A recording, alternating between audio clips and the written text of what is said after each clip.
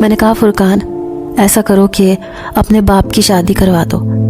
میرا یہ کہنا تھا کہ ایک زوردار تھپڑ فرقان نے میرے منہ پر مارا تھا۔ کہنے لگا شرم نہیں آتی تمہیں ایسی بات کرتے ہوئے؟ یہ باپ کی عمر ہے شادی کی؟ کیا میرے باپ کی 2 روٹیاں بھی تم پر اتنی بوجھ بن گئی جو تمہیں پکانی بھاری لگ رہی ہیں؟ میں نے کہا تم میری بات نہیں سمجھ رہے۔ وہ کہنے لگا یہ کون سی بات ہے جسے میں سمجھوں؟ بے تکی سی بات ہے یہ۔ میرے باپ کی عمر 70 سال ہے، قبر میں پاؤں ہیں، شوگر بلڈ پریشر کے مریض ہیں، اور تم چاہتی ہو اس عمر میں میرا باپ ایک عورت کی ذمہ داری سنبھالے؟ اب میں انہیں کیا بتاتی کہ ان کا باپ اپنے ہی بیٹے کی بیوی پر نظر رکھے ہوئے ہے۔ میں نے کہا کہ آپ شادی کروا دیں، میں آپ کے باپ اور ماں دونوں کو سنبھال لوں گی۔ میری بات پر وہ استہزائیہ مسکرائے، کہنے لگے کہ میرے ایک باپ کی 2 روٹیاں تم سے پکائی نہیں جا رہی، تم میری سوتیلی ماں کو سنبھال لو گی۔ دیکھو یہ گھر، کاروبار، فیکٹری سب کچھ میرے ابا کے نام ہے۔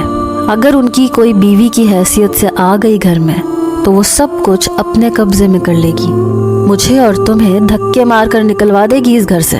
ابا کے غصے سے تم اچھی طرح واقف ہو، جب غصے میں آتے ہیں تو کسی کا لحاظ نہیں کرتے۔ میں چپ چاپ ان کی سنتا ہوں۔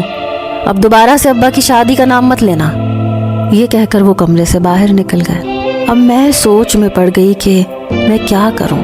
میں اپنے سسر کی اس طرح کی حرکتیں برداشت نہیں کر سکتی تھی، اور میکے جانے کا مطلب تھا کہ میں اپنا گھر برباد کر بیٹھتی۔ ہم لڑکیاں بھی کتنی مجبور ہوتی ہیں، اپنا گھر بسانے کے لیے کیا کچھ ہمیں برداشت نہیں کرنا پڑتا۔ اب میں طلاق لے لیتی تو دوبارہ میری شادی کا سوال ہی پیدا نہیں ہوتا تھا۔ اگر میں طلاق یافتہ ہو جاتی تو میری چھوٹی بہنوں کے بھی رشتے نہ ہوتے۔ میں ٹپ ٹپ آنسو بہاتی اپنے دوپٹے سے صاف کرنے لگی کہ فوراً سے فرقان کی آواز آ گئی۔ کہنے لگے انجم باہر آؤ، جلدی سے آملیٹ اور پراٹھے بنا کر دو، ابا کو بازار کا کھانا ہضم نہیں ہوتا۔ میں نے باہر آ کر آملیٹ اور پراٹھے بنائے اور کمرے میں آ گئی۔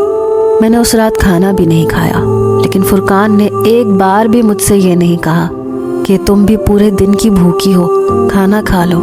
مرد کبھی بھی عورت کی پرواہ نہیں کرتا، بس اسے اپنے کاموں سے مطلب ہوتا ہے۔